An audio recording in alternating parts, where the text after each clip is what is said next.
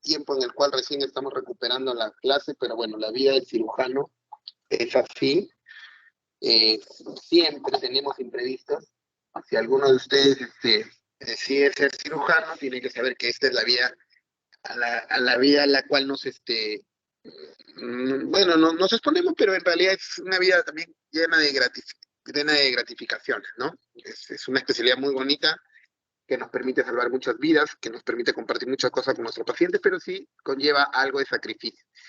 Desde que estamos en el tema de la virtualidad, también en el tema de la docencia, un poco que nos ha limitado ciertas situaciones, lo ideal era hacer también el tema de las clases teóricas presenciales, no nos permitía estar en las aulas con ustedes, compartir, pero en fin, esperemos volver pronto a ello. Bueno, ahora también, bueno, vamos a recuperar esta clase que debió haber sido una de las clases introductorias al curso, debido a lo vital o a lo importante que significa el aspecto nutricional en el paciente quirúrgico, ¿no? Anteriormente, hace varios años o décadas atrás, podríamos decir, se pensaba que el cirujano solamente, bueno, era el especialista o era el médico especialista que se encargaba de realizar las intervenciones quirúrgicas y que el éxito de la cirugía dependía únicamente de la técnica o habilidad que tenga el cirujano para realizar dicha intervención. Sin embargo, pues con el paso del tiempo nos hemos ido dando cuenta que la evolución de un paciente quirúrgico depende no solamente de la habilidad y la técnica operatoria que utiliza el cirujano, sino también de otros aspectos terapéuticos, vamos a decir, nosotros lo llamamos bases terapéuticas para el adecuado manejo del paciente quirúrgico, ¿no? Por ejemplo, antes cuando se operaban los pacientes, de todas maneras, pues el gran problema que existía eran las infecciones de heridas operatorias, estamos hablando en los inicios de la cirugía. Luego se demostró, se descubrieron las bacterias, las pequeñas bacterias que eran las que producían las infecciones, y se comenzaron a utilizar las soluciones que generan asepsia y antisepsia, ¿no? Para poder limpiar las heridas, las incisiones que vamos a realizar. Igual se seguían infectando algunos pacientes, se llegó la era de los antibióticos, desde la aparición de los antibióticos, del mismo modo, la evolución de nuestros pacientes postquirúrgicos comenzó a cambiar de forma importante. Aparecieron la época de los antiinflamatorios, la época de los analgésicos, y del mismo modo, todo fue evolucionando de forma favorable, siempre en virtud del paciente. Sin embargo, vamos a decir así, dentro de lo que significan las bases terapéuticas para el manejo del paciente quirúrgico, en donde está involucrada la técnica operatoria, los antibióticos, los fármacos analgésicos y antiinflamatorios, la medicina física y la rehabilitación, lo último al cual se le brindó la importancia necesaria es el aspecto nutricional, ¿no? Hasta hace unas décadas atrás, como le decíamos, al paciente que era operado y que no podía de repente masticar o comer adecuadamente, simplemente se cogía la comida, se le licuaba y se le daba por una jeringa, ¿no? Y se pensaba que eso era nutrición. No, y no, el aspecto nutricional o la nutrición que tiene que ver con toda la serie de cambios metabólicos indispensables para obtener energía en el cuerpo, fueron o hicieron que nuestra mentalidad o que la mentalidad del cirujano cambie radicalmente al punto de, para el día de hoy, determinar que probablemente el aspecto más importante, por supuesto que después de la técnica operatoria, como si, para el éxito de una cirugía, es el aspecto nutricional en el paciente. Si un paciente no está bien nutrido, ¿no? O ingresas a las operaciones sin el adecuado soporte nutricional, es un paciente condenado al fracaso de la cirugía, o bien sea por complicaciones en la cavidad abdominal, dehiscencias de sutura, drenajes persistentes, fístulas, etcétera, o bien sea por complicaciones a nivel de la pared abdominal, como dehiscencia también de la herida operatoria, infecciones, abscesos, etcétera. Entonces, es fundamental, vamos a decir así, es uno de los principales cimientos sobre los cuales se asientan las bases terapéuticas del paciente quirúrgico. Ahora, bueno, la presente charla, la presente exposición se basa en las guías clínicas de la SPEN, que es la Sociedad Europea de Nutrición Enteral y Parenteral, que vamos a decir así, fue la primera sociedad en el mundo, fue el primer grupo de trabajo a nivel mundial en donde se valoraron los aspectos nutricionales para diferentes pacientes. Ojo, no solamente para cirugías, para diferentes pacientes, pacientes con diversas necesidades, me refiero. Por ejemplo, en los últimos 2 años, la SPEN ha desarrollado guías clínicas para el manejo del paciente post-COVID o para el manejo del paciente respiratorio o con secuelas respiratorias post-COVID, ¿no? Entonces, la SPEN, como les señalé, fue la primera sociedad a nivel mundial en crearse para desarrollar guías de nutrición clínica en los pacientes enfermos, vamos a decir así, o hospitalizados. Al nivel de Latinoamérica o a nivel de nuestro país, vamos a decir así, nosotros dependemos de la FELAMPE, que es la Federación Latinoamericana de Nutrición Enteral y Parenteral, ¿no? Vamos a decir así, es el brazo latinoamericano de la SPEN, que año tras año desarrolla talleres que se conocen como los talleres de nutrición, de terapia nutricional total. Son talleres destinados o dirigidos a especialistas para el adecuado manejo nutricional de sus pacientes, en donde básicamente se nos entrena o se le entrena al médico en el tamizaje nutricional, en el diagnóstico nutricional y en cómo es que nosotros podemos ir realizando el soporte nutricional de forma, vamos a decir así, equivalente. Porque existe un profesional, ¿no? Existe un profesional de la salud encargado en lo que es el manejo nutricional, que es el licenciado en nutrición. Sin embargo, nosotros tenemos que ver cómo hacemos este engranaje entre los conocimientos del licenciado de nutrición en nuestros pacientes enfermos, ¿no? Bien, ¿cómo es que la nutrición y la cirugía se interrelacionan? ¿O cómo es que en el paciente, particularmente en el paciente quirúrgico, existe una necesidad de poder brindar soporte nutricional? En primer lugar, partiendo de las definiciones, en un ratito voy a poner la opción del puntero. Ya, ok, ¿no? La cirugía como tal es definida como todo procedimiento, obviamente invasivo, que bien sea diagnóstico o terapéutico y que conlleve una serie de cambios inflamatorios y metabólicos destinados a garantizar la adecuada defensa del organismo ante la enfermedad. Normalmente nosotros realizamos estos actos o procedimientos quirúrgicos en un paciente enfermo, ¿no? Obviamente, no vamos a operar a un paciente sano. Siempre desarrollamos la cirugía como método diagnóstico o terapéutico en un paciente que tiene ya una enfermedad. Entonces, obviamente, esta enfermedad ya al paciente lo predispone a un estado de catabolismo. Lo predispone a un estado de gasto de energía, ¿no? Porque la enfermedad lo está consumiendo.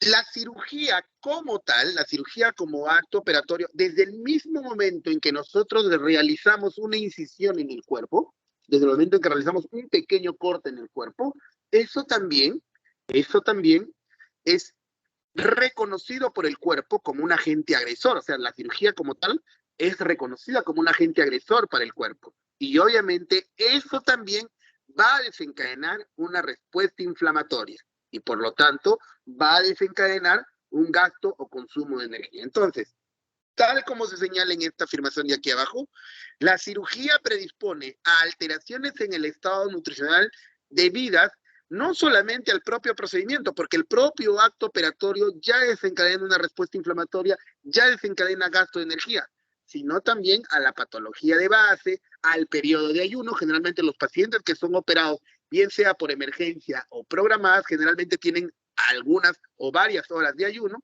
y a las complicaciones postoperatorias. Entonces, la cirugía como tal, como especialidad, o al paciente quirúrgico, mejor dicho, como tal, no solamente va a tener, o no solamente la enfermedad de base por la cual se va a operar lo condiciona un gasto de energía, sino también el propio acto operatorio como tal. Entonces, tenemos dos factores importantes que van a hacer que en este paciente existan alteraciones del estado nutricional. De allí se basa la importancia de reconocer que todo paciente quirúrgico o todo paciente que va a ser sometido a una cirugía debe tener un adecuado tamizaje y diagnóstico nutricional para darle el debido soporte nutricional. Bueno, según la OMS, la definición de la nutrición es el conjunto de factores interrelacionados para lograr la hemostasia, la energía, el crecimiento, el estado inmunológico y la reparación del organismo. ¿Qué es la hemostasia? Es el equilibrio. El equilibrio entre lo que producimos y lo que consumimos. Lo que producimos y lo que consumimos. El estado el metabolismo o la hemostasia en el metabolismo se basa en el anabolismo, que es construir nuestras paredes, que es es construir nuestras reservas energéticas, producir energía, y el catabolismo, que es gastar energía. Mientras nosotros nos mantengamos sin enfermedad, ¿no? Mientras que nosotros nos mantengamos en un estado de buena salud física y mental, seguramente el metabolismo se va a mantener en hemostasia, en equilibrio. Pero cuando por un estado de alguna enfermedad, de alguna patología, etcétera, se pierde este equilibrio, automáticamente lo que va a ocurrir, como pasa en esta balanza, es que se van a activar los mecanismos de los metabolismos catabólicos. El catabolismo. ¿Qué es el catabolismo? Básicamente es el utilizar nuestras reservas de energía para poder tener, valga la redundancia, energía disponible para afrontar alguna agresión, alguna respuesta inflamatoria, algún mecanismo que nos involucra en la necesidad de energía. Perdone la interrupción, sino que estoy tomando de ratitos en ratitos sorbitos de agua. Hace mucho calor y desgasto un poco la garganta. ¿Qué es lo que ocurre en el paciente quirúrgico? Entonces, como habíamos señalado, la cirugía como acto operatorio es reconocido por el cuerpo como un agente agresor, como una noxa. Eso automáticamente activa el sistema de respuesta inflamatoria y se van a liberar una serie de hormonas y citoquinas proinflamatorias que van a preparar al cuerpo para una situación de estrés, para una situación, vamos a decir así, de necesidad energética pronta, ¿no? ¿Qué hormonas se liberan tras la agresión quirúrgica? El glucagón, las catecolaminas, el cortisol, la renina. ¿Cuáles son las funciones, o vamos a decir así, el objetivo más importante de estas enzimas, de estas hormonas, son las famosas hormonas del estrés, que nosotros le llamamos, cuando un paciente pasa una situación de estrés, automáticamente se liberan estas hormonas, el glucagón, la adrenalina, y su función básicamente es tener energía disponible en la sangre para actuar en cualquier momento, para hacernos más rápidos, para hacernos más alerta, para responder rápidamente a cualquier tipo de ataque o a cualquier tipo de agresión. Pero obviamente esto significa consumo de energía. Para que se activen estas hormonas y estas citoquinas, que son las famosas citoquinas de respuesta inflamatoria aguda, como son la interleuquina 1, la interleuquina 6, el factor de necrosis tumoral alfa, todo esto involucra consumo de energía.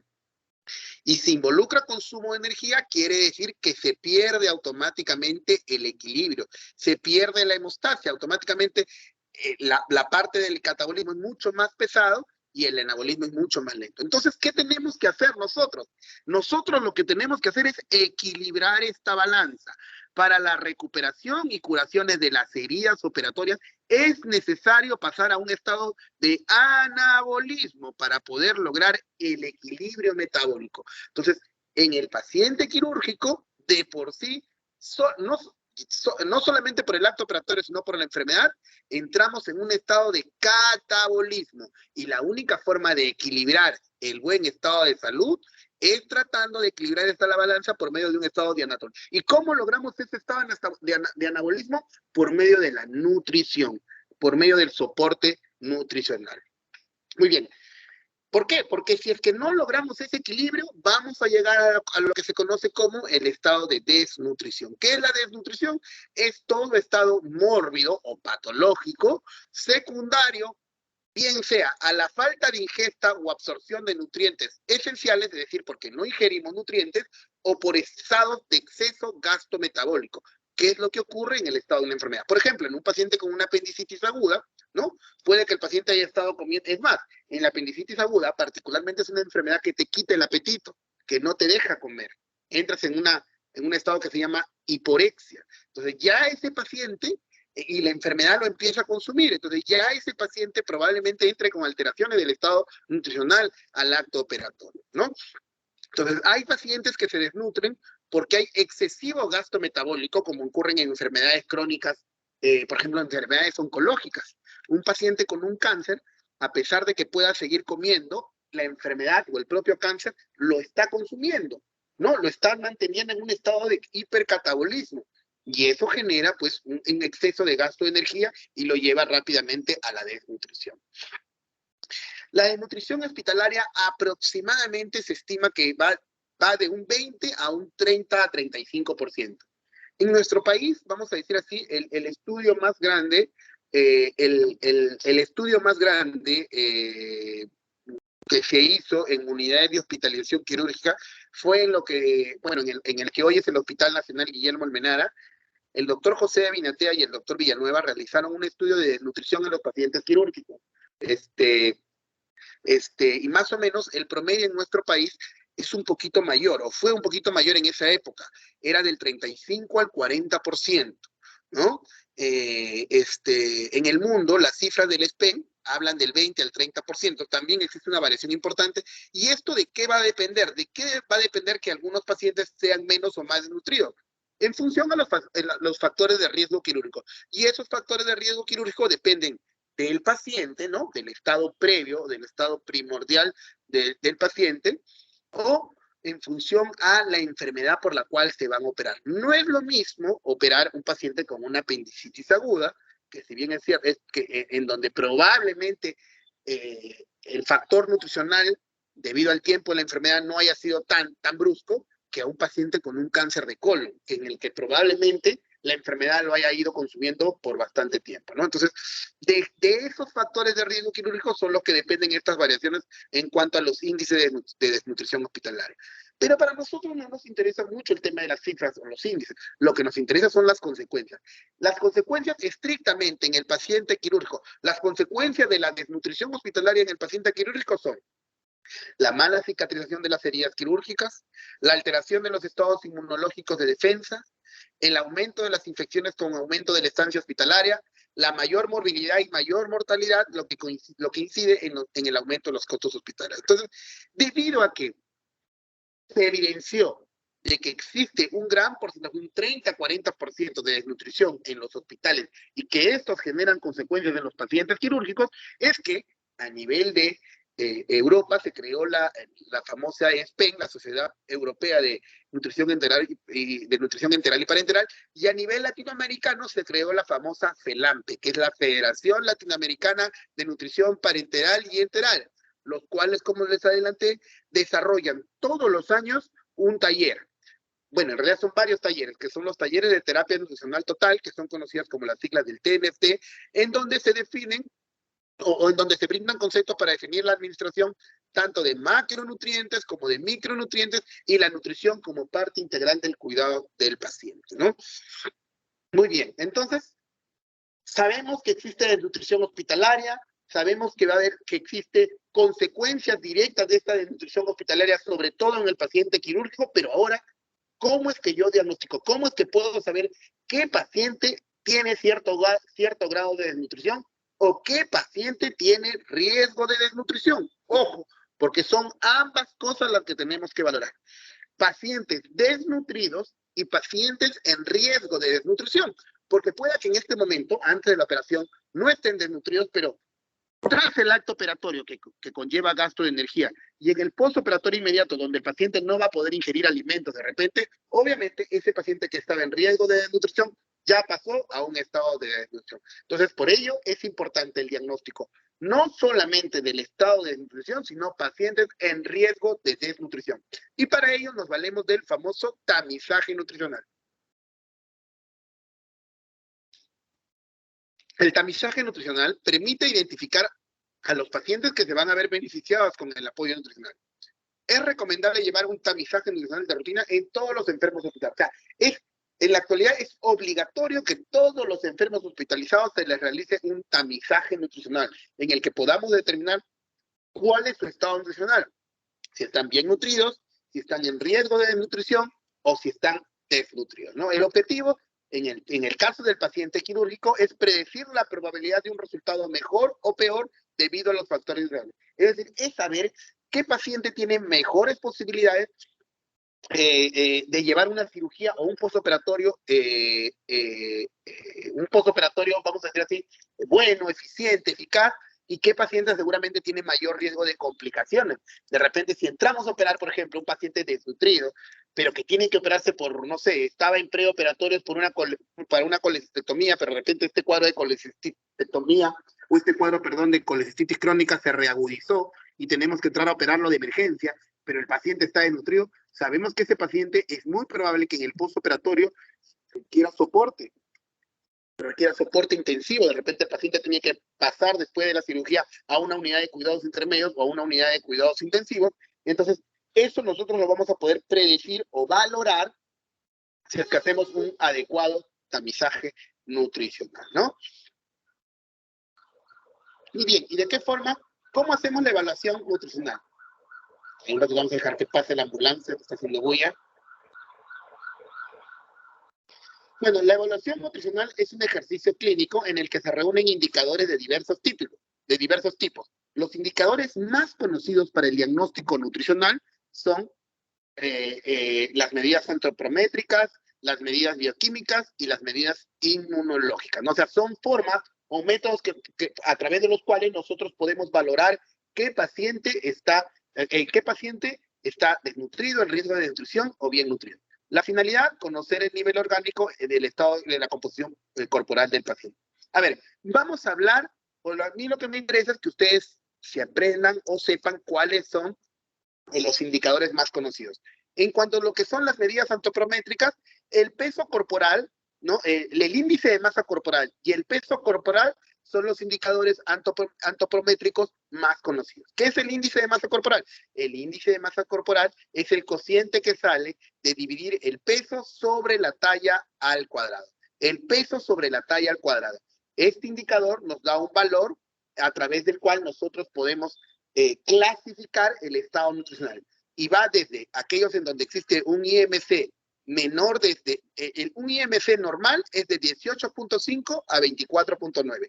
Si tiene menos de 18.5, ya estamos en una fase de desnutrición, ¿no? Que puede ser catalogada como desnutrición leve, si va de 17 a 18.5, de desnutrición moderada de 16 a 17, y si es menor de 16, sí es una desnutrición severa.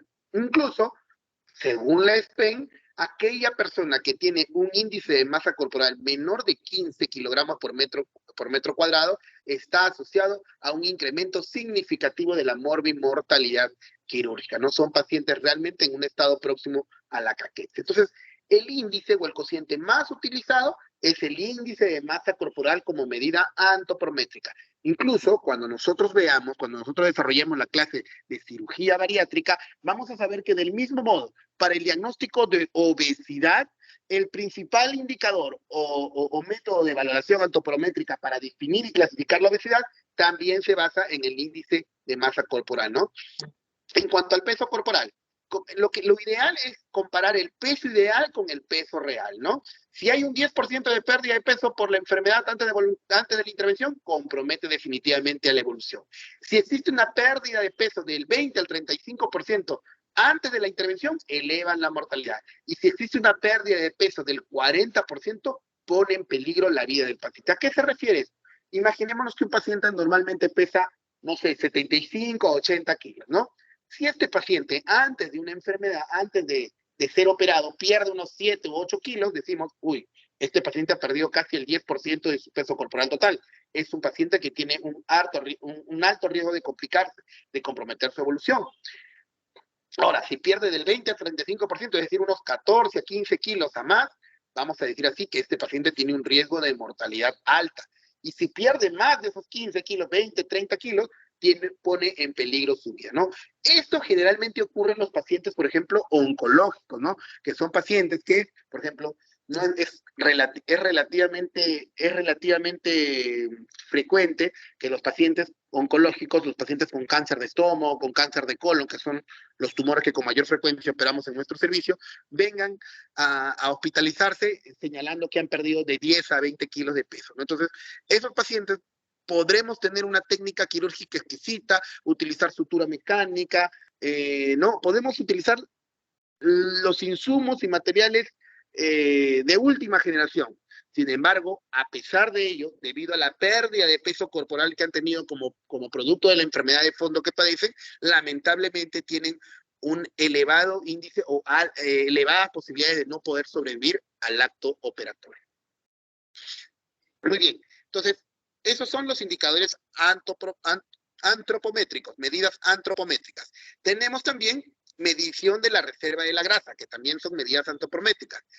Nosotros tenemos dos zonas o dos componentes en el cuerpo en donde reservamos energía, en donde las reservas energéticas se van a alojar.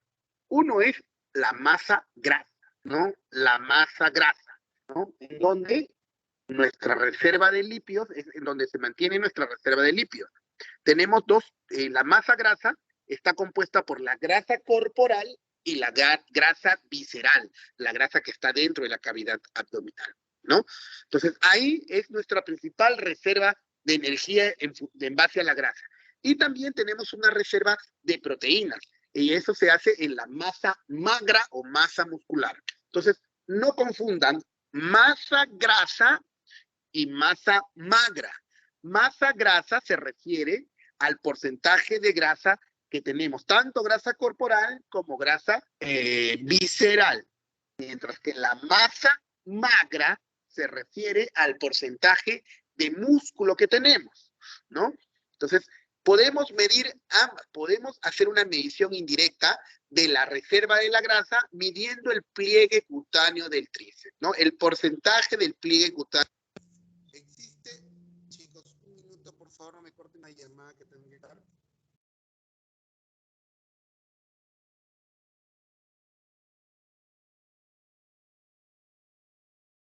Doctor, no se le escucha.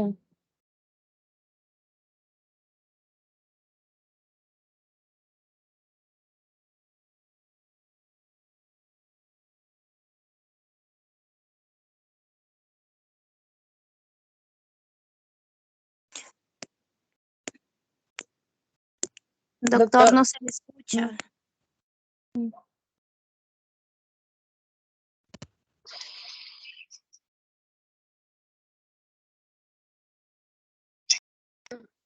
Chicos, ¿me escuchan? Ahora sí, doctor. Creo que su Recién, señal doctor. se cortó. No, Se sorry, lo que quedó pasa es en la diferencia de masa magra con masa grasa, doctor. ya, lo que pasa es que me había entrado una llamada por teléfono que tenía que contestar sí o sí, y utilizo el micrófono del celular que es mucho más claro que a diferencia del de la máquina acá del hospital. Ya, está mi presentación, ¿no? ¿Se está presentando? Sí, doctor, Sí, sí se se ve. ve. Ya, entonces, les decía, entonces, nuestra reserva de grasa va a estar en la masa grasa, que está compuesta por la grasa corporal y la grasa visceral. Una forma indirecta de medir esa reserva de grasa es por medio del porcentaje de pliegue cutáneo, ¿no? El porcentaje de pliegue cutáneo se basa en el porcentaje, en la medida del pliegue cutáneo del tríceps, o sea, ustedes agarran y se miden el tríceps, lo multiplican por 100 y lo dividen entre el pliegue cutáneo del tríceps estándar. Existen medidas estándares. Para el hombre 12.5, para la mujer 16.5. La mujer tiene mayor reserva de grasa. Entonces, en función a este porcentaje, podemos determinar si el paciente tiene, si el paciente tiene cierto grado de desnutrición. Si el paciente tiene un porcentaje del 90% del estándar, el paciente está en una desnutrición leve. Si el paciente tiene un 80% del estándar, una desnutrición moderada, un 70% del estándar, una desnutrición severa, y menos del 60% del estándar, ya una desnutrición muy severa o caquexia. De esta forma podemos hacer una medida indirecta de nuestra reserva de grasa. Y de nuestra reserva de proteínas lo hacemos midiendo la masa magra, que se encuentra en la masa muscular. Y una forma indirecta es por medio de la circunferencia media del brazo. La circunferencia media del brazo es un indicador del estado de preservación del comportamiento muscular. Es un indicador del estado de preservación del comportamiento muscular. ¿Cuál es la finalidad? Conocer de forma indirecta la integridad del músculo esquelético que tenemos, ¿no? Entonces, del mismo modo, bueno, no he puesto los valores, existen valores estándares para medir la cantidad, la circunferencia media del brazo, que básicamente nos mide la cantidad de músculo que tenemos sobre la zona del húmero, ¿no? Y en función a ello también podemos determinar hasta cierto punto, de forma indirecta, nuestra reserva de proteína. Entonces, el índice de masa corporal, el peso ideal entre el peso actual, la medición de la reserva grasa por medio del porcentaje de pliegue cutáneo del tríceps y la medida de la circunferencia del medio del brazo son medidas o formas antropométricas de cómo valorar si un paciente tiene o no un estado de nutrición. De esas 4, las más utilizadas son el índice de masa corporal y la medición del pliegue cutáneo del tríceps. Son las 2 formas clínicas más utilizadas que obligatoriamente deben aprenderse para el diagnóstico antropométrico de la desnutrición. Ahora, si queremos ayudarnos de medidas de laboratorio, medidas bioquímicas, ya no son antropométricas, no se basan en la medición de medidas corporales, sino medidas bioquímicas y antropométricas. Tenemos, en primer lugar, y a la cabeza, el dosaje de albúmina, ¿no? La albúmina es el principal componente de las proteínas a nivel corporal y es un marcador producido por el hígado que nos permite valorar de una forma directa el estado nutricional de nuestros pacientes. Normalmente la albúmina tiene que ser más de 3.5 gramos por decilitro en sangre, siempre. Si un paciente tiene menos de 3.5 gramos por decilitro, es un paciente con desnutrición. Y en función a la cantidad, por ejemplo, desnutrición leve es de 3 a 3.5, desnutrición moderada de 2.5 a 3 y desnutrición grave es menos de 2.5 gramos por decilitro. Entonces, el principal parámetro bioquímico para la valoración del estado nutricional en el paciente es la albúmina.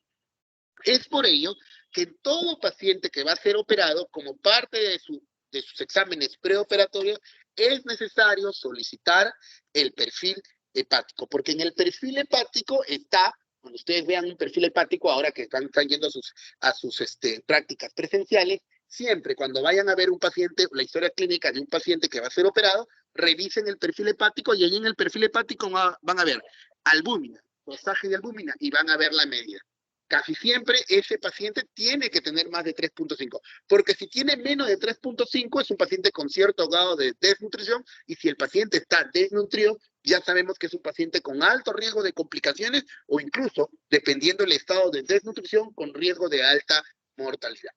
Otros marcadores mucho menos utilizados son la prealbúmina, la transferrina, la albúmina unida al retinol, el índice de creatinina con la estatura, con la talla de las personas, el balance nitrogenado. En realidad, todas estas no son muy utilizadas como marcadores bioquímicos debido a que requieren reactantes bioquímicos mucho más caros, y por lo menos en nuestros hospitales, por ejemplo, la transferrina y la prealbúmina sí se dosan, pero son utilizados más como marcadores de inflamación que como marcadores para el diagnóstico de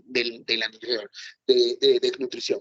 El más importante, por no decir prácticamente el único, y el que me interesa que ustedes puedan aprender para valorar o diagnosticar desnutrición en un paciente, es el dosaje de albúmina, ¿no? Y cuáles son los valores normales y anormales de la albúmina, ¿no? Incluso acá están los valores de referencia, ¿no? El marcador bioquímico más importante para el diagnóstico nutricional en los pacientes es el dosaje de albúminas. Muy bien. Tenemos también algunas medidas inmunológicas, ¿no? Tenemos medidas o métodos inmunológicos. Uno de ellos, el porcentaje de linfocitos, ¿no? El porcentaje de linfocitos nos va a medir la inmunidad celular. Normalmente, cuando ustedes lean un hemograma, ¿no? El hemograma o el perfil leucocitario, dentro de lo que es la división de células, van a encontrar los linfocitos, la cantidad de linfocitos. Los linfocitos, para decir que un paciente está adecuadamente nutrido, deben tener más de 2.000 linfocitos, ¿no? Más de 2.000% de linfocitos.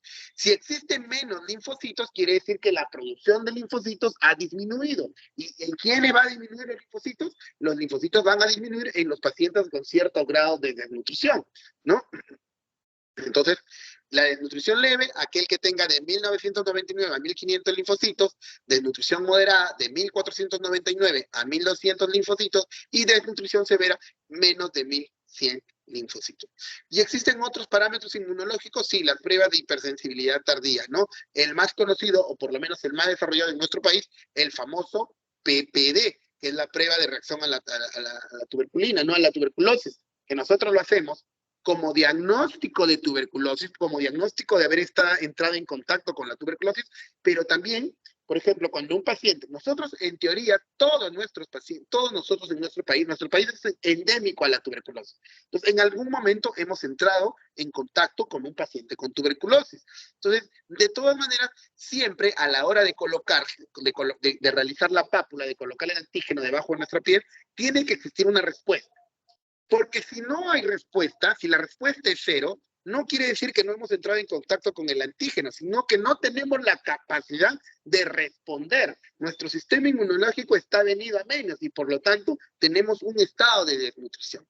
Porque de todas maneras, como nos están inyectando algo de antígeno, entonces nuestro cuerpo tiene que responder a ese antígeno. Se tiene que formar una pápula, ¿no? Obviamente. Entonces, y en función a la medición de la pápula, vamos a determinar si es una alergia, o sea, si no hay respuesta, o si la respuesta es débil, si la respuesta es moderada, o si la respuesta es normal. Obviamente, más de 20 también ya es una respuesta exagerada, que nos estamos yendo al otro plano. Muy bien. Sin embargo, entonces, hemos visto que para el diagnóstico o el tamizaje nutricional existen métodos antropométricos, métodos inmunológicos, métodos bioquímicos, ¿no? Sin embargo, tanto la FELAMPE como la SPEN, durante el desarrollo de estos terapia nutricional total, los talleres del TNT, han tratado de desarrollar cuestionarios. Chicos, me está entrando una llamada. Doctor, no se le escucha bien. Sí, doctor, se le escucha muy bajito. Ahora ya no se le escucha.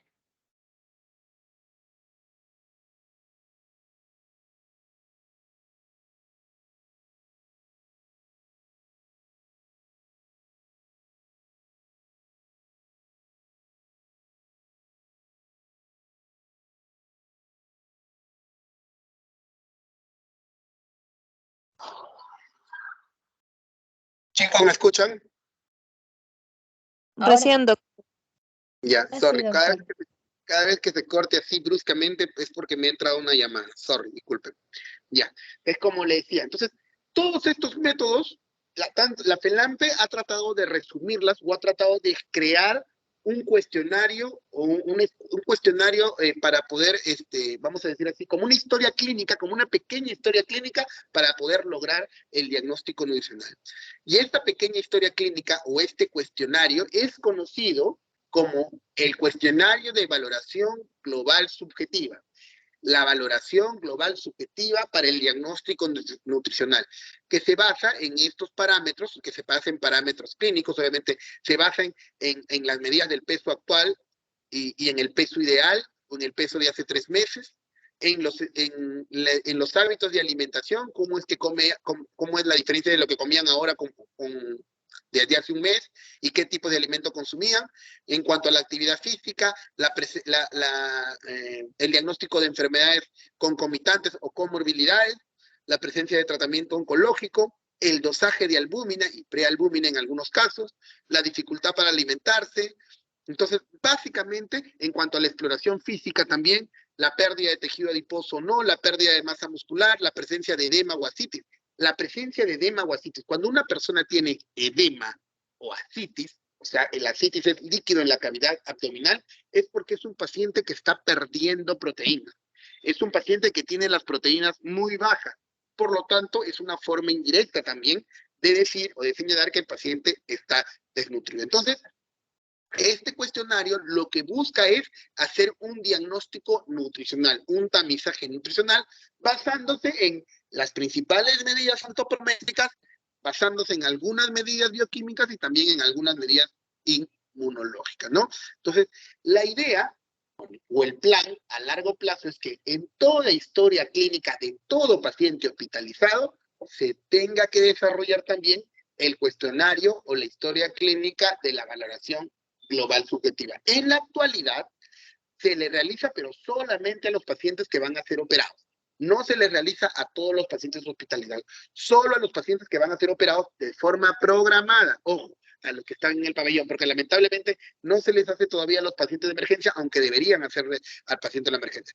Y en la actualidad todavía el que hace este cuestionario de valoración global subjetiva es el licenciado en nutrición. No lo hace el médico o el residente o el interno de medicina. Sin embargo, el plan o el proyecto es que sea el interno de medicina el que realice o desarrolle este cuestionario de valoración global subjetiva.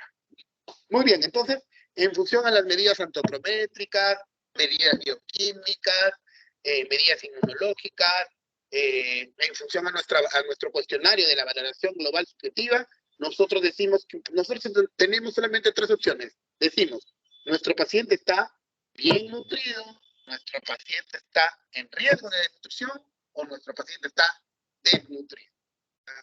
Solamente tenemos esas tres opciones. Entonces, si el paciente está bien nutrido, perfecto.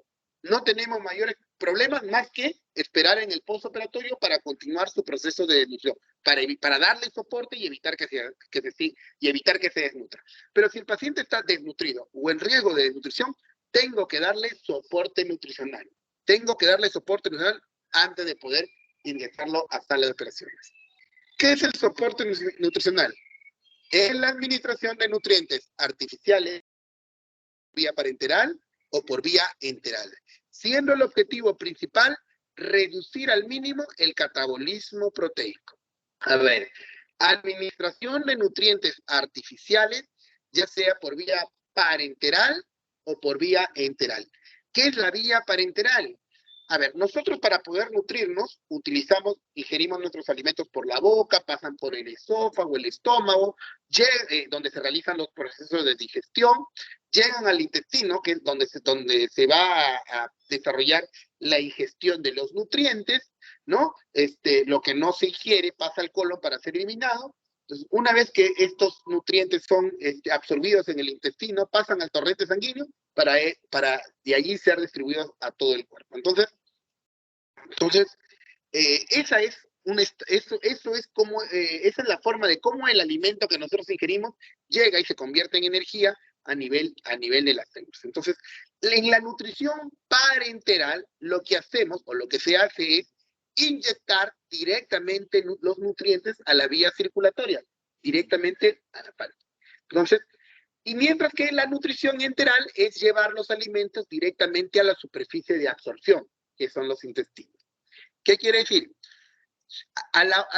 Cuando nosotros hablamos de nutrición enteral, lo que hacemos es bypassear o saltarnos los pasos de, primero, la ingestión, porque el paciente pues no es que va a comer una manzana, va a comenzar a masticar, ni mucho menos, directamente salteamos ese paso, salteamos los pasos de la digestión, porque los alimentos van a llegar directamente a la zona de absorción de nutrientes, al intestino. ¿Para qué? Para que puedan ser absorbidos. Eso es nutrición enteral. Cuando viene de intestino, cuando yo...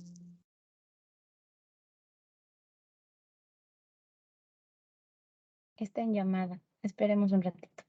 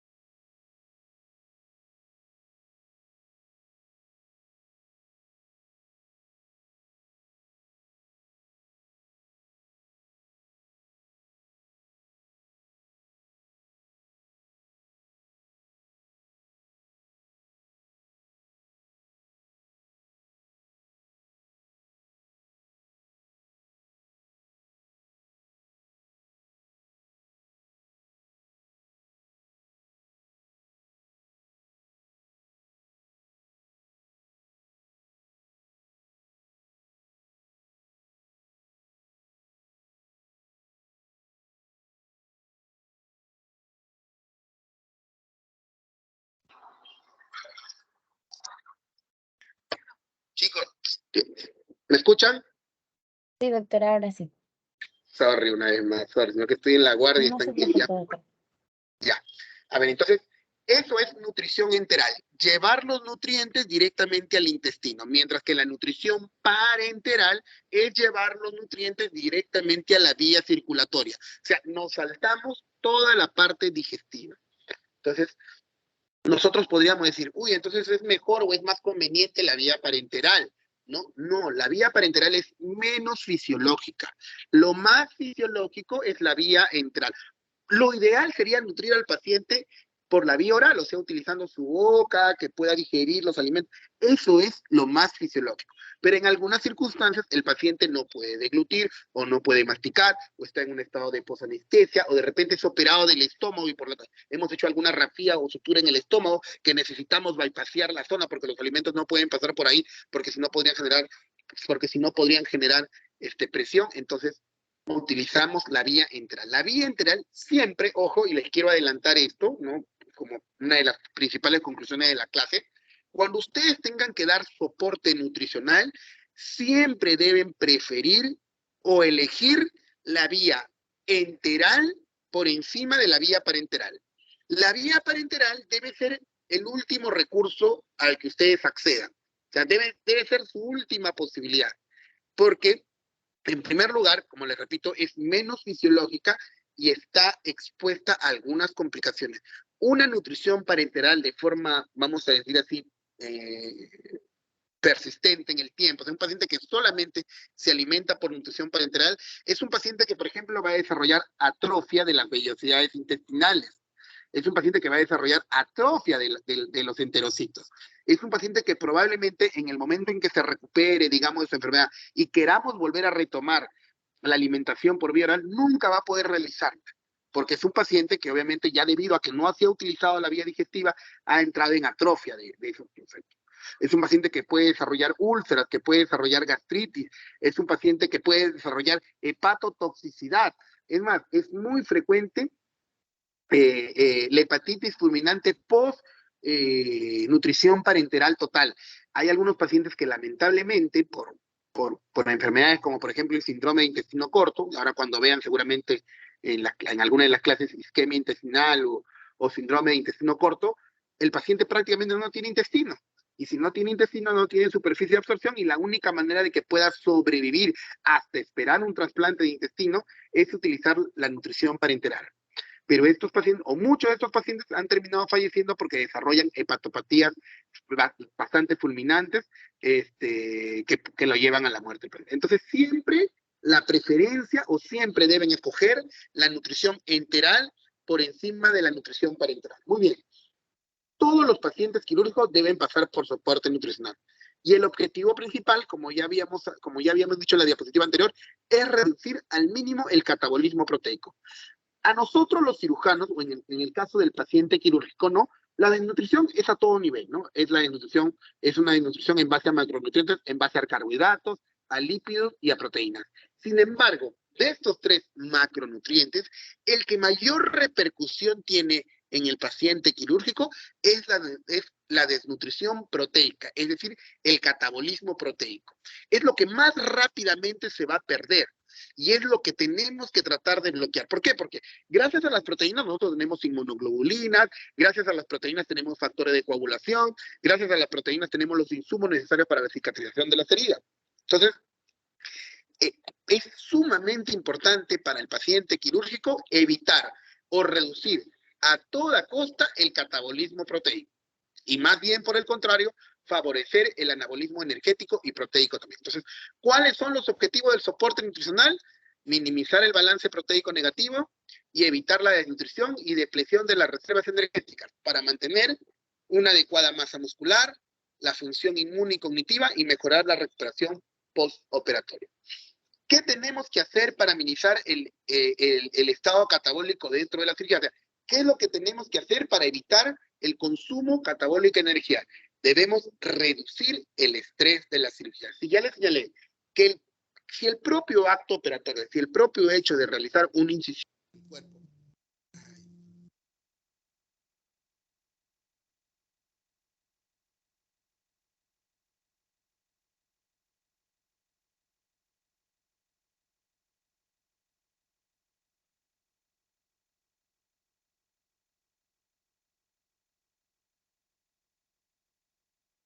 su audio, doctor. Está en llamada, creo.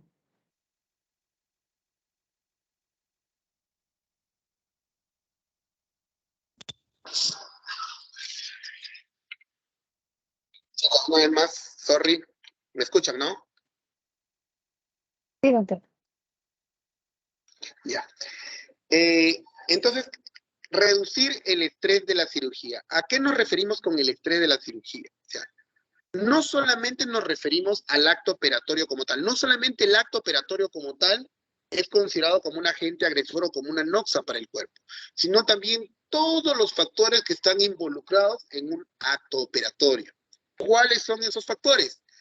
Los que vemos en el cuadro, ¿no? En el preoperatorio, sobrecarga de carbohidratos, ayuno prolongado, preparación mecánica del colon, tromboprofilaxis, ¿no? Entonces, existen una serie de factores que hacen que en el paciente que vamos a operar le generemos o le diseñemos lo que se conoce como el estrés quirúrgico o el estrés de la cirugía. El hecho de mantener, por ejemplo, ¿no? A ver, rápidamente, aunque nos gana el tiempo, pero rápidamente les voy a poner un ejemplo. Creo que con los ejemplos es como mejor se expresa una idea.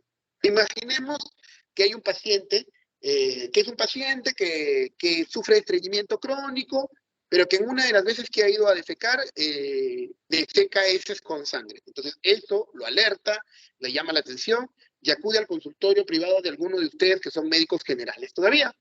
Entonces, ustedes como médicos generales con buen criterio determinan, hacen una historia clínica y determinan que el diagnóstico sindrómico de su paciente es un síndrome de hemorragia digestiva baja y que obviamente dentro del vamos a decir así, dentro de lo necesario para el diagnóstico de esa hemorragia digestiva baja, le solicitan una interconsulta al gastroenterólogo para que le realice una colonoscopia.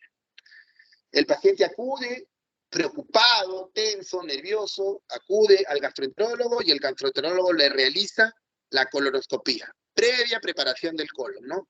Les da 4 sobres de un potente laxante o catártico que hace que el paciente realice diarreas acuosas o heces líquidas transparentes. Cuando realiza heces transparentes quiere decir que su colon está limpio para que le pueda hacer la colonoscopia. Y lamentablemente el diagnóstico colonoscópico es cáncer colorectal o cáncer en la unión recto-sigmoidea.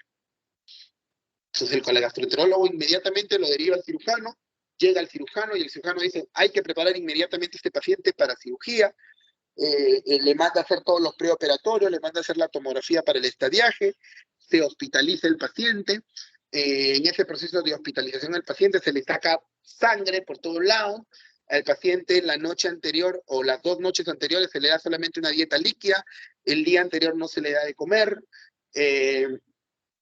¿cómo se llama? Se le colocan sondas rectales para enemas evacuantes. A las 6 de la mañana el residente de cirugía va y le coloca una sonda nasogástrica para vaciamiento gástrico y a las 8 de la mañana está entrando ese paciente a sala de operación. Entonces, ese paciente, desde el momento en el que fue a ocuparse el baño y vio esas deposiciones con sangre, hasta el momento en que entra a sala de cirugía, todo lo que ha vivido, seguramente ese paciente no ha comido bien, ha estado con la preocupación, cuando se enteró que tuvo cáncer entró en un estado de depresión y ansiedad, además en el hospital se le preparó el colon 2 veces, se le colocaron enemas, se le colocaron sondas, entonces ese paciente de todas maneras va a entrar o sea, no solamente el propio acto operatorio como tal le ha generado gasto o consumo de energía, sino de todas maneras, ese paciente, todas esas situaciones que ha vivido, le han generado consumo de energía. Entonces, en virtud a ello, en virtud a ese estrés quirúrgico que contribuya al estado catabólico proteico del paciente, es que se crearon programas con la intención de reducir al mínimo el estrés de la cirugía. El programa mundial más conocido es el famoso programa o protocolo ERAS. Así se le conoce por las siglas en inglés. Bueno, básicamente significa recuperación mejorada después de la cirugía. O sea, lo que busca el programa o el protocolo ERAS, que así lo van a encontrar ustedes como programa o protocolo ERAS, es que el paciente evolucione de una mejor forma, no solamente desde el punto de vista físico, sino también psicológico, tratando de obviar varios pasos previos a la cirugía que en muchas circunstancias son innecesarias, ¿no?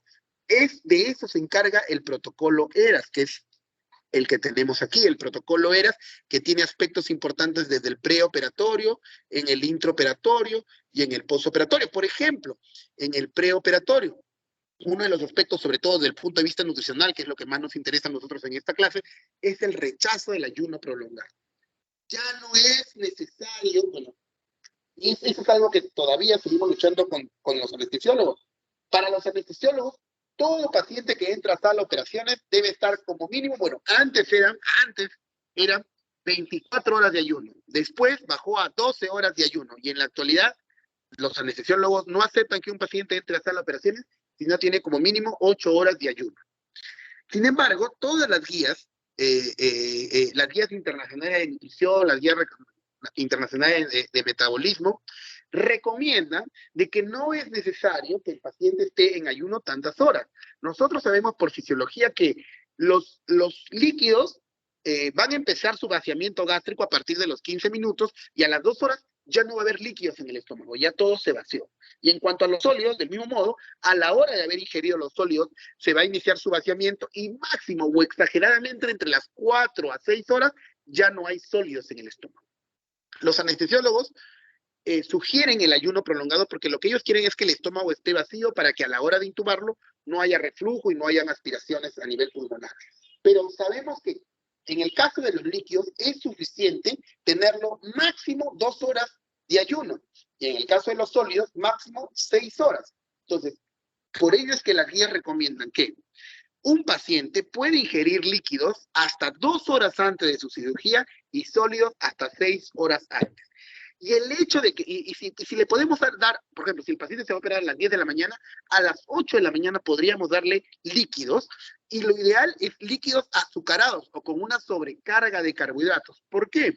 Porque si nosotros le damos esa sobrecarga de carbohidratos al paciente, automáticamente en la sangre va a haber glucosa disponible. Y si hay glucosa disponible en la sangre, todos los mecanismos de liberación de hormonas para obtener energía disponible se van a bloquear, porque el cuerpo va a entender que ya tiene energía disponible y no es necesario que, por ejemplo, el glucagón actúe a nivel del glucógeno hepático para sacar nuestra reserva de glucosa. Entonces, es por ello, así como estos aspectos, existen muchos otros a nivel del protocolo ERAS que lo que buscan es disminuir o reducir el estrés de la cirugía. Cortito, otro de los aspectos importantes del protocolo era el uso de anestésicos de vida medio corta, ¿no? Por años los anestesiólogos han utilizado anestésicos de vida media larga o de vida larga, de vida prolongada. ¿Por qué? Porque le colocan el relajante muscular y el anestésico y el paciente está anestesiado 2, 3, 4 horas mientras que el anestesiólogo está tomando su café sin mayores problemas, ¿no? A diferencia de que si el anestesiólogo utilizase anestésicos de vida medio corta, cada 30 minutos, cada 40 minutos, tiene que volver a colocar la medicación, volver a monitorizarlo, etcétera. Entonces, ¿pero qué pasa con los anestésicos de vida media larga, no? Que si bien es cierto, se van a mantener por 4 horas, van a mantener por 4 horas dormido al paciente. Una vez que el paciente despierte, lo primero que va a despertar es el sistema neurológico, ¿no? O el estado de conciencia, pero la musculatura lisa, como por ejemplo la musculatura lisa que se encuentra en el aparato digestivo, va a permanecer todavía, vamos a decir así, somnolienta, ¿no? En los pacientes, en el postoperatorio, después de una anestesia general, cuando se ha utilizado anestésicos de vida larga, desarrollan lo que se conoce como hilio, que es la detención o disminución de los movimientos peristálticos.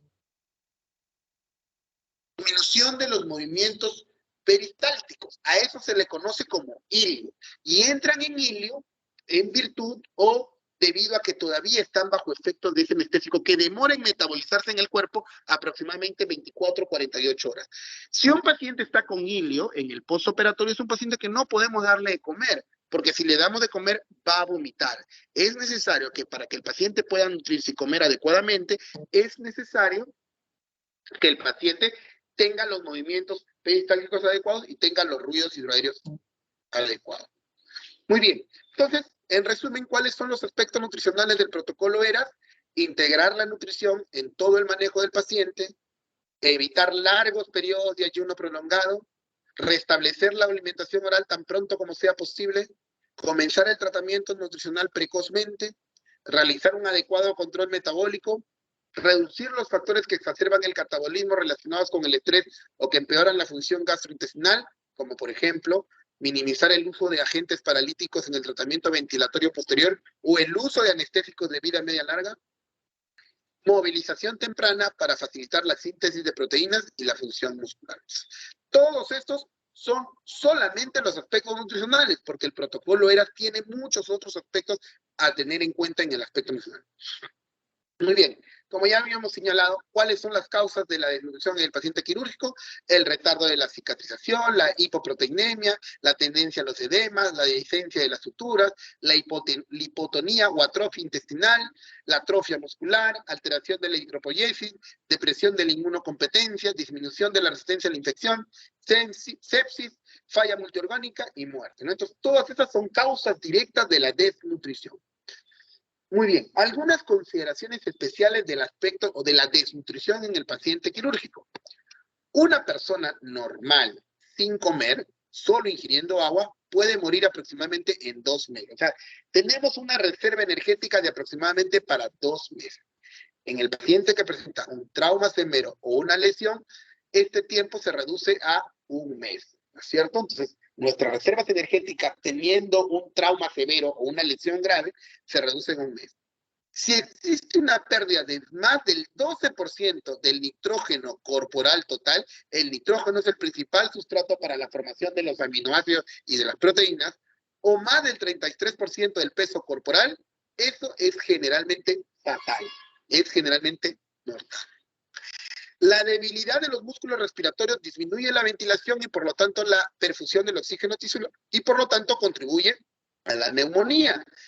Si el paciente tiene una desnutrición proteica, todos los músculos se van a ver comprometidos.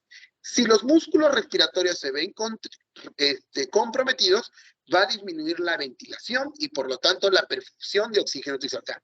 El paciente va a ventilar con menos fuerza y el oxígeno va a llegar menos a los cuerpos. Eso predispone a infecciones y a nivel respiratorio, sobre todo a una neumonía.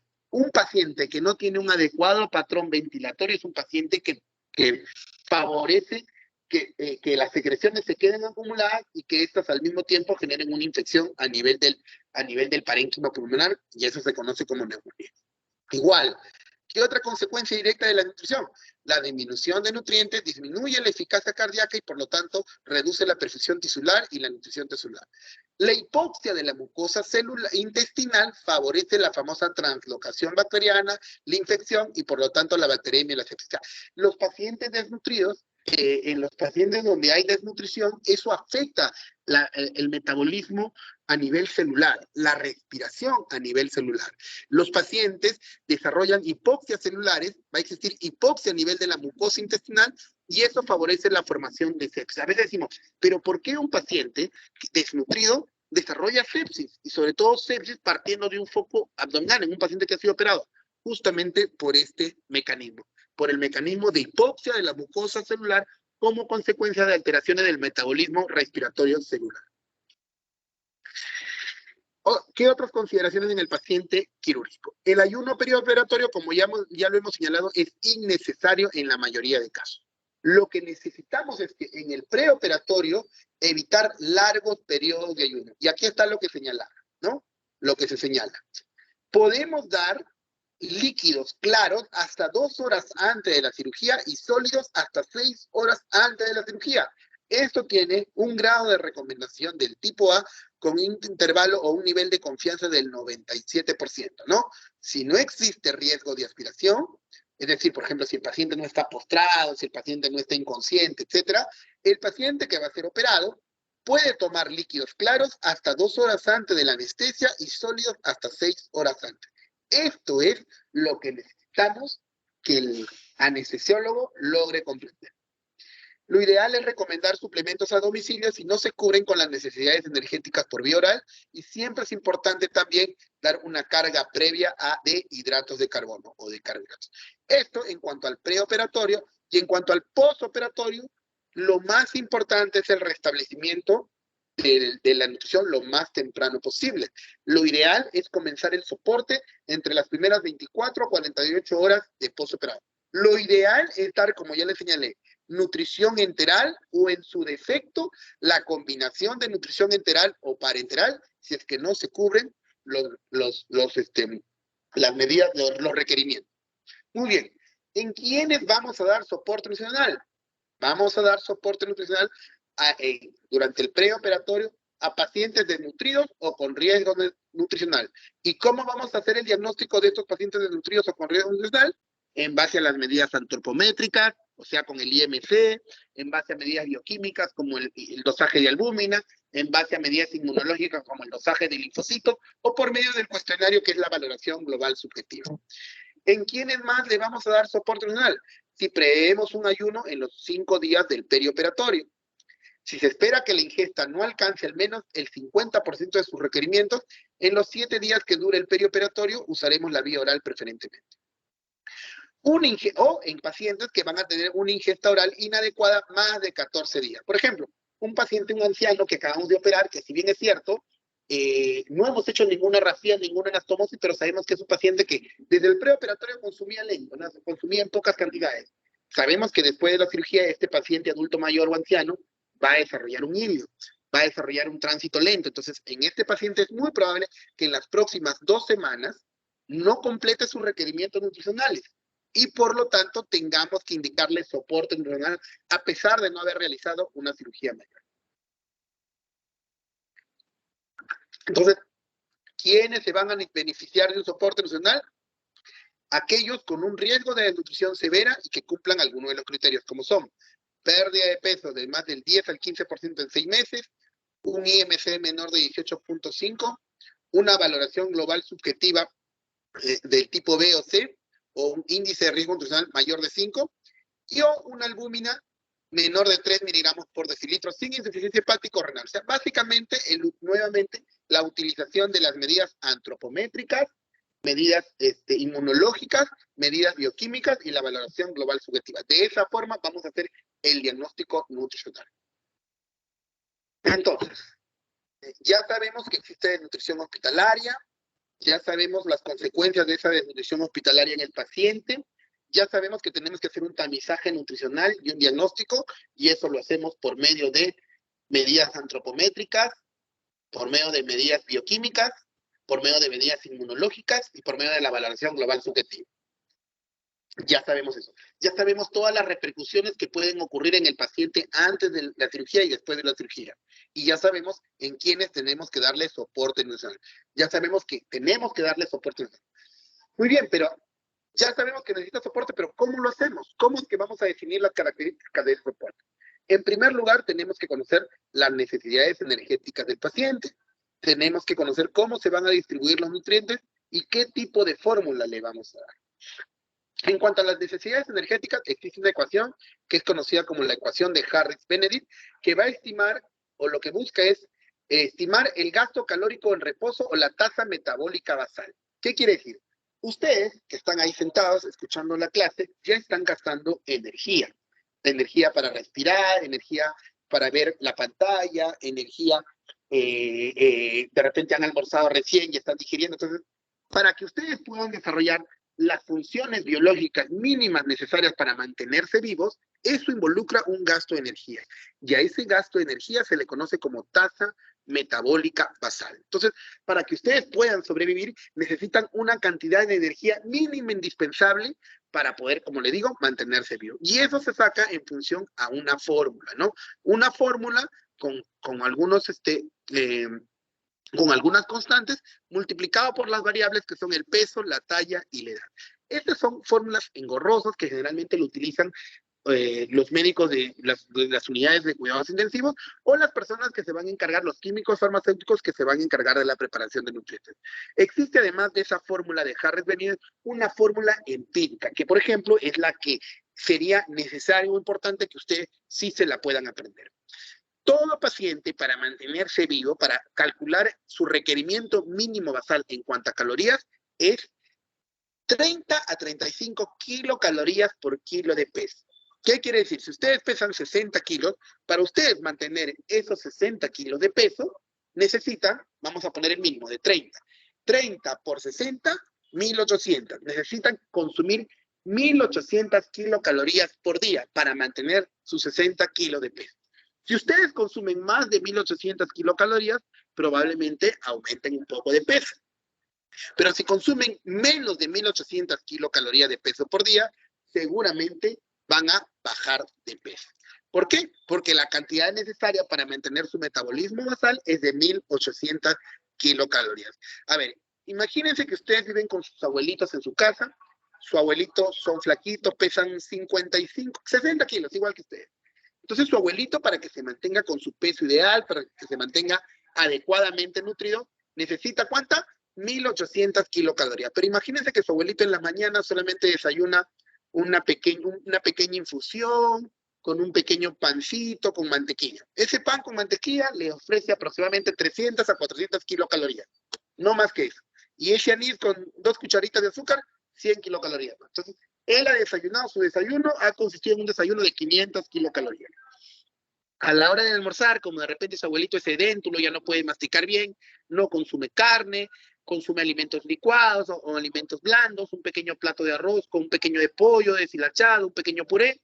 En resumen, todo eso le ofertará 500 kilocalorías más adicionales, ¿no? Y en la noche ya no cenan, como es costumbre de los abuelitos, y solamente toman una pequeña mazamorrita de frutas que les ofrecerá 300 kilocalorías más. Entonces, 400 kilocalorías de su desayuno, 500 kilocalorías de su almuerzo, ahí son 900, más 300 kilocalorías de su cena son 1.200 kilocalorías que está consumiendo su abuelito en 24 horas. Pero él necesita, según su requerimiento, 30 por 60, necesita 1.800 kilocalorías. Su abuelito va a bajar de peso y se va a desnutrir si solamente sigue consumiendo esas 1.200 kilocalorías.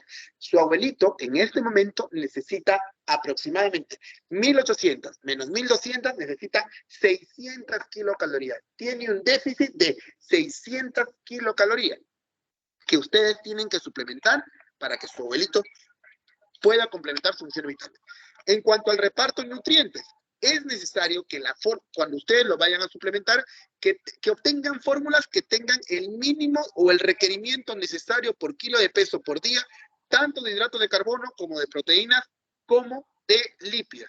Y se ha estandarizado que el reparto de nutrientes en el paciente quirúrgico y en el paciente, en general, en todo paciente, debe ser de 20% de carbohidratos, 30% de lípidos y 50% de carne. O sea, la fórmula o los nutrientes que ustedes le vayan a aportar, los macronutrientes que le vayan a aportar, en este caso, por ejemplo, a su abuelito que quieran suplementar, tiene que basarse en un reparto de nutrientes basado en el 20% de proteínas, 30% de carbohidratos y 20% de proteínas, 30% de lípidos y 50% de carbohidratos para que puedan asemejarse lo más posible a los requerimientos de macronutrientes que tiene cada persona. Pero felizmente aparecieron las fórmulas, porque antes, nosotros, por ejemplo, su abuelito tenía 600 kilocalorías de déficit, entonces los nutricionistas tenían que idear planes de dieta basados en este reparto de nutrientes, 20 proteínas, 30 lípidos, 50 hidratos de carbono, para poder ofertarle a su abuelito y que su abuelito pueda consumir como extra para poder llegar a su requerimiento basal. Pero aparecieron las fórmulas, ¿no? Las fórmulas son nutrientes artificiales preparados en laboratorio con la intención de obtener el reparto de nutrientes y ofertar las calorías necesarias para poder suplementar al paciente. Generalmente, la fórmula puede darse por vía enteral o por vía parenteral. Y existen esencialmente dos tipos de fórmulas. Las fórmulas estandarizadas, ¿no? Y las fórmulas individualizadas. Y dentro de las fórmulas individualizadas, la más conocida es la fórmula inmunomoduladora o los famosos inmunonutrientes que vamos a pasar a detallar más adelante. A ver, las fórmulas enterales tienen características propias. Son 3 las características más importantes: la osmolaridad, la densidad calórica y el contenido proteico. ¿No? Existen fórmulas hipertónicas, fórmulas isotónicas y fórmulas hipotónicas.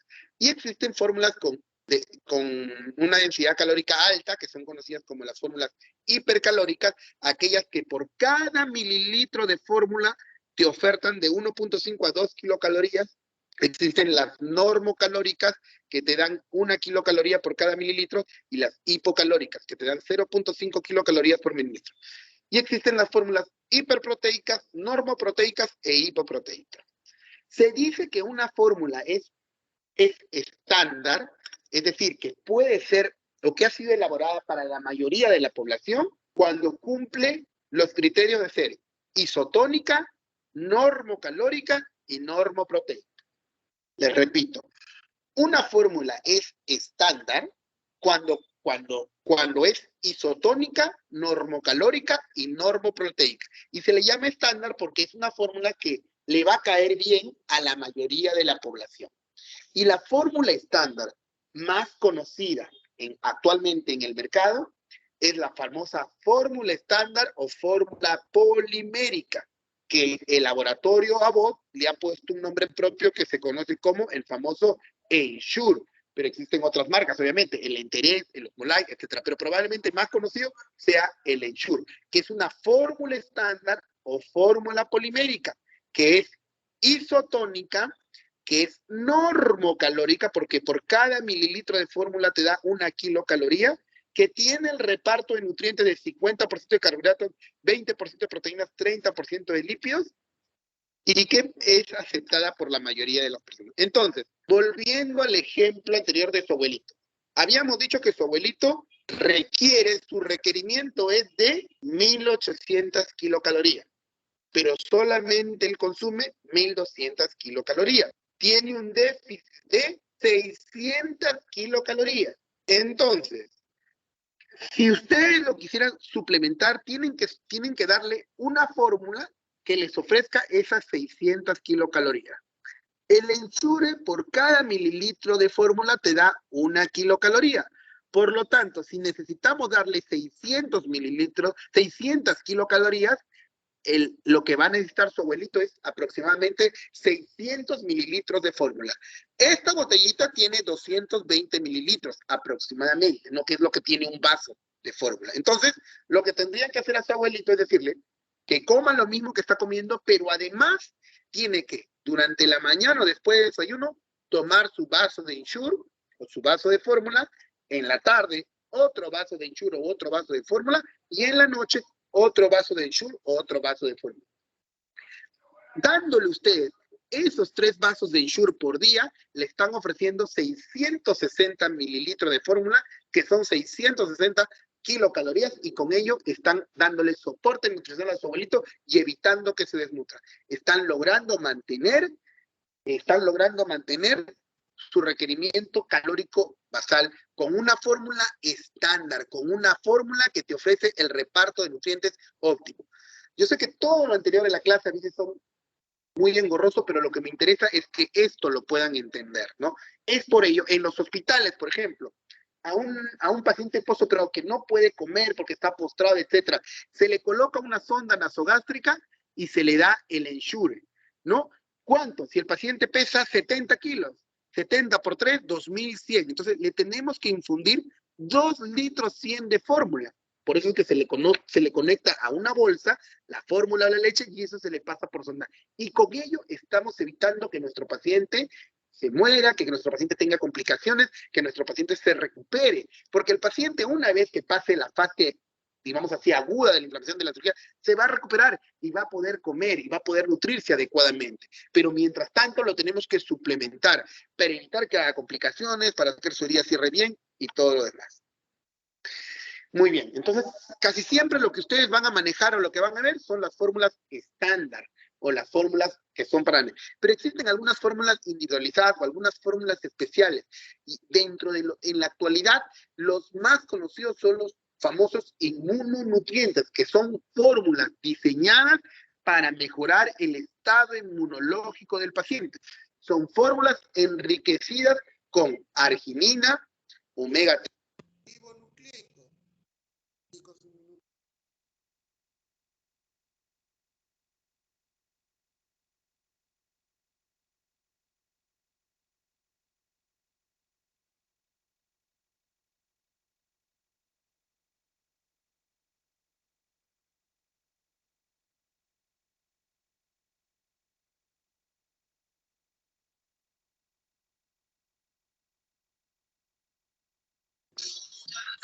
chicas, ¿me escuchan? Hola. Sí, doctor, sí se la escucha. Sí, doctor, se le escucha. Sino que me estaban llamando ya a la de operaciones. Estos inmunonutrientes o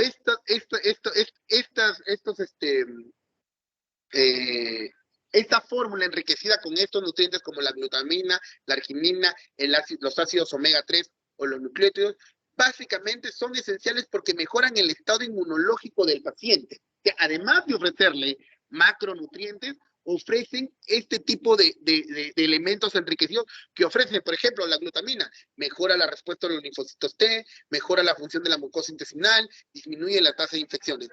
Y en la actualidad se han demostrado que previenen las complicaciones postoperatorias en los pacientes oncológicos, en donde más utilizamos la infusión de fórmulas inmunomoduladoras son en los pacientes oncológicos. Por ejemplo, en mi hospital, por protocolo, un paciente que va a ser operado de cáncer tiene que recibir de forma obligatoria en el preoperatorio 7 días antes fórmula inmunomoduladora y 7 días después esta misma fórmula inmunomoduladora. Esta fórmula, entonces, las fórmulas estándar son fórmulas isotónicas que pueden ser recibidas por vía oral hacia el paciente, como el caso de su abuelito, por ejemplo, puede tomar su vaso de ensure de forma normal. Sin embargo, lamentablemente las fórmulas inmunomoduladoras son hipertónicas y no son bien toleradas. Cuando uno las quiere tomar por la boca, normalmente son vomitadas. Entonces, generalmente para este tipo de fórmulas individualizadas, como los inmunonutrientes, necesitamos brindarlas por accesos directos a nivel del tubo digestivo, es decir, dar nutrición enteral. Existen varias formas o varias vías de cómo dar nutrición enteral, por medio a nivel de sondas nasoentéricas o nasogástricas, o existen las famosas sondas nasogástricas convencionales que solo llegan al estómago, y existen las sondas nasogástricas postpilóricas, aquellas que pasan el píloro pero que llegan hasta el intestino, que tienen la desventaja, son las famosas sondas nasoyeyunales o nasoenterales, que tienen la desventaja que para poder ser colocadas necesitan de endoscopía o de técnicas radiológicas, mientras que las sondas nasogástricas pueden ser colocadas al pie del paciente. Entonces, estas son sondas que entran por la nariz y que llegan al estómago o al intestino. Y existen también otras sondas que a través de la piel o de la pared llegan directamente al intestino, como son las gastrostomías o las yeyunostomías, ¿no? Esta, en la imagen, en la fotografía, estas son las sondas nasoyeyunales o nasoenterales, que entran por la nariz y por endoscopía hacemos que pasen y lleguen al intestino. Entonces, se les coloca la fórmula inmunomoduladora o inmunonutriente y esta llega directamente a la superficie de absorción, que es el intestino, para que sean absorbidas. Pero hay pacientes que, por ejemplo, tienen problemas a nivel de la garganta o de repente a nivel, han sufrido, por ejemplo, las famosas esofagitis cáusticas, ¿no? Aquellos que han consumido lejía y se han quemado todo el esófago y necesitan nutrirse. Entonces, los pacientes, lamentablemente la nutrición, lamentablemente la nutrición enteral no va a poder ser dada a través de una sonda nasogástrica. Van a tener que utilizar sondas de yeyunostomía o sondas de gastrostomía.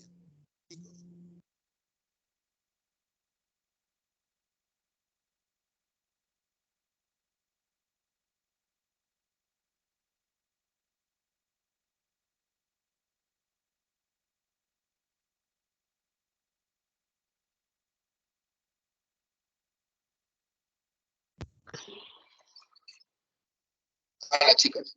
Ya, entonces, las imágenes que vemos ahí, por ejemplo, es la forma de cómo una sonda la conectamos directamente al intestino, ¿no? Le hacemos una jaretita, ¿no? E ingresamos este tubo directamente y esto es a través de la pared. Entonces, estas son yeyunostomías o gastrostomías percutáneas porque son a través de la pared, que lo podemos hacer por vía laparoscópica o por vía percutánea, ¿no? Pero son formas, entonces acá conectamos, a través de esta sondita, conectamos una bolsa con inmunonutrientes, por ejemplo, y a través de eso lo alimentamos. Entonces, estas son formas de cómo dar alimentación o nutrición por vía enteral. Entonces, ¿cuáles son las indicaciones de nutrición enteral? Pacientes con necesidades nutricionales aumentadas, pero con ingestas inferiores al 60% de sus necesidades. Es decir, pacientes que requieren nutrirse más, pero a la hora de comer, lamentablemente, solamente cubren menos del 60% de sus requerimientos. Pacientes con necesidades nutricionales aumentadas, pero como producto de una enfermedad de base, pacientes con imposibilidad del uso por vía oral. Por ejemplo, claro, un paciente inconsciente, un paciente que está inconsciente no va a poder comer, entonces necesitamos colocarle una sonda para que el alimento llegue directamente al intestino. Por alteraciones anátomo-funcionales del macizo facial, por ejemplo, cirugías maxilofaciales, de lengua, dientes, boca, obstrucciones mecánicas de las funciones superiores del aparato digestivo, pacientes con obstáculo del vaciamiento gástrico, lesiones estenosantes del antro píloro, como por ejemplo el cáncer gástrico, que produce lesiones estenosantes en el antro y en el píloro, lesiones estenosantes en el duodeno y en las primeras porciones del yunque. Entonces, cualquiera de estas circunstancias obliga a la necesidad de tener que utilizar una sonda o nasogástrica o nasoenteral o una sonda de yeyunostomía de alimentación para tener que nutrir al paciente. Este cuadrito resume las ventajas de la nutrición enteral. La nutrición enteral es más fisiológica, preserva la función inmunológica, preserva la barrera gastrointestinal, es mucho menos costosa que la nutrición parenteral total. La nutrición parenteral total, más o menos, cada bolsa de fórmula ofrece o requiere un gasto de aproximadamente 500 a 700 soles por día. 500 a 700 soles por día. Mientras que en la fórmula, bueno, el Ensure, básicamente la lata te cuesta pues 100 soles y esa lata te puede durar hasta para 3 días, ¿no? Igual, el Inmunex o la fórmula inmunomodular así es un poco más cara, los sobres cuestan más o menos 100 a 150, pero un sobre te puede durar un día y medio aproximadamente, ¿no? Incrementa el flujo sanguíneo esplácnico y protege contra la isquemia. Entonces, estas son las desventajas y estas son, como todo, desventajas de la nutrición enteral.